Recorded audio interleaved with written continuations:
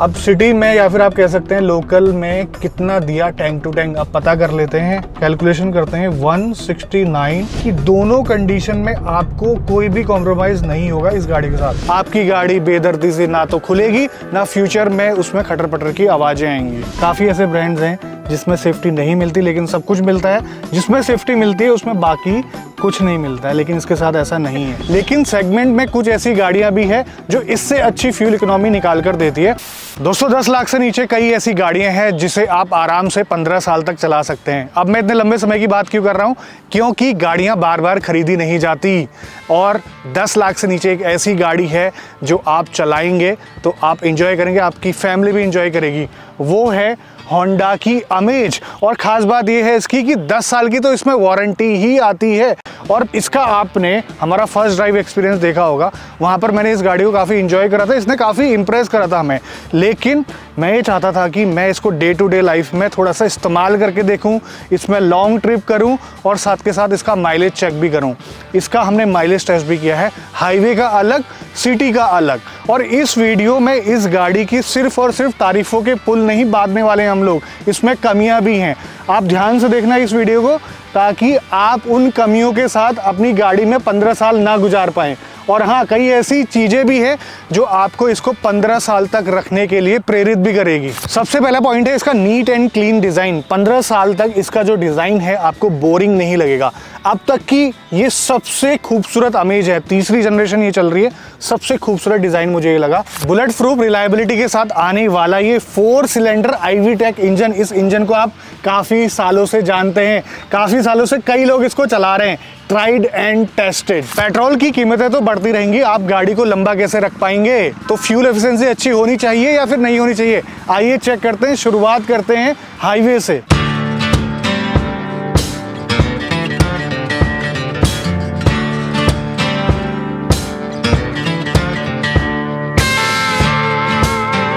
Trip पूरी reset हो चुकी है, यहाँ पर आप देख सकते हैं 0 किलोमीटर, एवरेज भी यहाँ पर रीसेट हो चुका है। और ओडो आप देख सकते हैं 2645 किलोमीटर। अब चलते हैं, लगभग हमें चलना है 126 किलोमीटर के आसपास, यहाँ तक हम चलाएंगे। उसके बाद हम फ्यूल दोबारा डालेंगे ब्रिम तक, फिर चेक करेंगे। और जो मेरी स्पीड रहेगी लगभग 90 से 95 के आसपास। चलिए चलते हैं।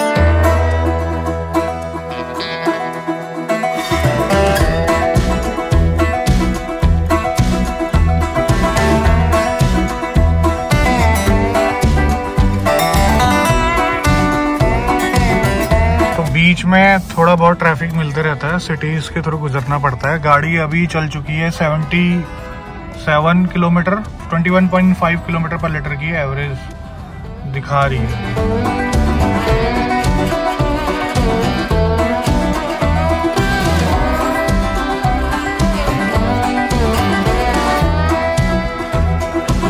तो फाइनली हम लोग अपनी डेस्टिनेशन में पहुंच चुके हैं। गाड़ी चल चुकी है 128 किलोमीटर के आसपास, 129 होगी टू बी एग्जैक्ट, और 20.9 किलोमीटर पर लीटर का एवरेज ये शो कर रही है। ओडोमीटर भी आप चेक कर सकते हैं, वहां से आप माइनस कर सकते हैं।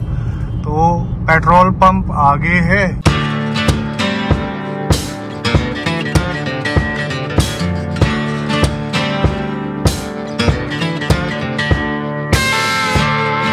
तो चलिए कैलकुलेशन कर लेते हैं। 129 divided by 6.44 is equal to 20.03। Exactly 20 का एवरेज इसने दिया है। और यहाँ पर जो है शो कर रहा है 20.8 किलोमीटर पर लीटर। तो अमेज का हाईवे पे एवरेज ये निकल कर आया 90 to 95 की स्पीड में क्रूज करने पर।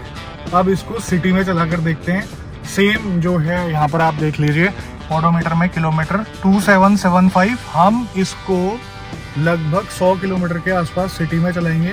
टैंक हमारा ब्रिम तक अभी फुल है, अभी मुझे घर जाना है, मैं इसको लगभग कल तक चला पाऊंगा 100 किलोमीटर सिटी में। फिर हम एक बार फिर से टैंक टू टैंक करके देखेंगे।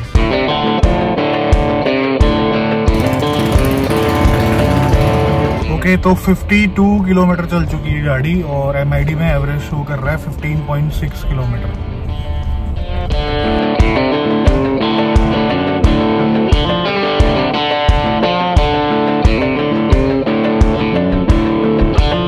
देखिए गाड़ी चलाते चलाते आज तीसरा दिन है और लोकल में ही चली है गाड़ी। मैं आपको दिखा देता हूँ कितनी चल चुकी है। ये चल चुकी है लगभग 168 किलोमीटर के आसपास। 16.6 किलोमीटर पर लीटर का एवरेज अभी ये शो कर रहा है और ये कम भी हो रहा था, कभी कभार ज़्यादा भी हो रहा था। हम देख लेते हैं एक्चुअल में एवरेज कितना निकल कर आता है। ये रहा फ्यूल स्टेशन।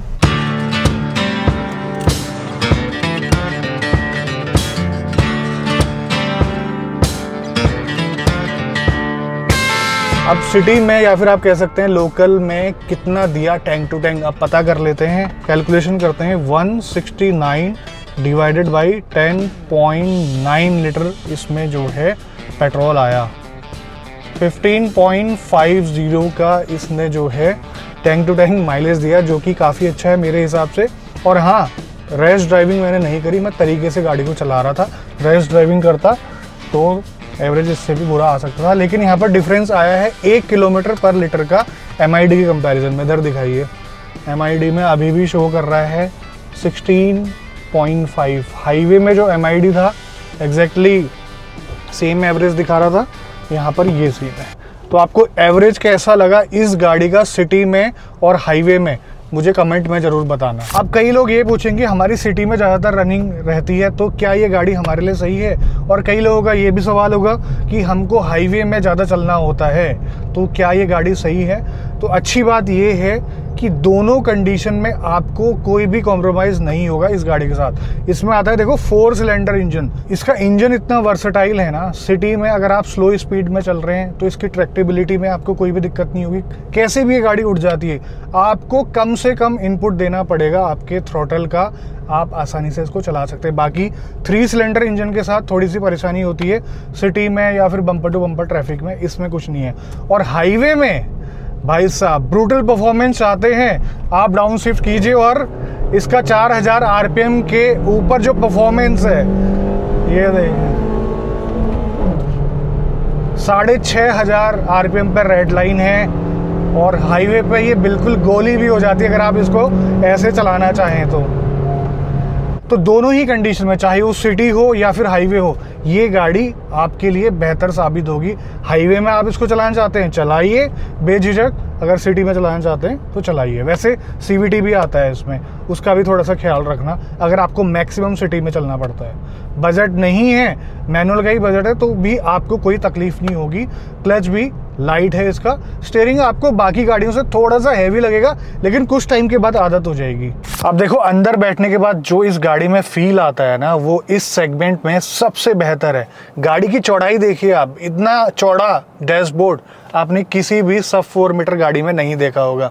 और साथ के साथ जब आप गाड़ी को ड्राइव करेंगे ना, बोनट आपको क्लियरली दिखाई देता है, जिसकी वजह से आपको ड्राइविंग करते वक्त कॉन्फिडेंस आता है, और ऐसा किसी भी सेडान में देखने को नहीं मिलता है। और आप लेफ्ट से राइट की तरफ देखिए, कोई भी आपको फिट एंड फिनिश का इशू नजर नहीं आएगा। अब कुछ समय के बाद आपको पता है कि फिजिकल जो बटन मिलते हैं उनका जो फैशन है वो आउट होने वाला है, और तब आपको इन बटन्स को देख के प्राउड होगा। भले आप इसको इंफोटेनमेंट सिस्टम में देख लीजिए या फिर AC के कंट्रोल देख लीजिए फिजिकल। होंडा की मुझे सबसे अच्छी बात ये लगी कि इस गाड़ी में लिमिटेड वेरिएंट्स हैं और लोअर वेरिएंट में भी आपको भरपूर मात्रा में फीचर्स मिल जाते हैं, जिसकी वजह से आपको कपलर टू कपलर करने वालों की शक्ल नहीं देखनी पड़ेगी।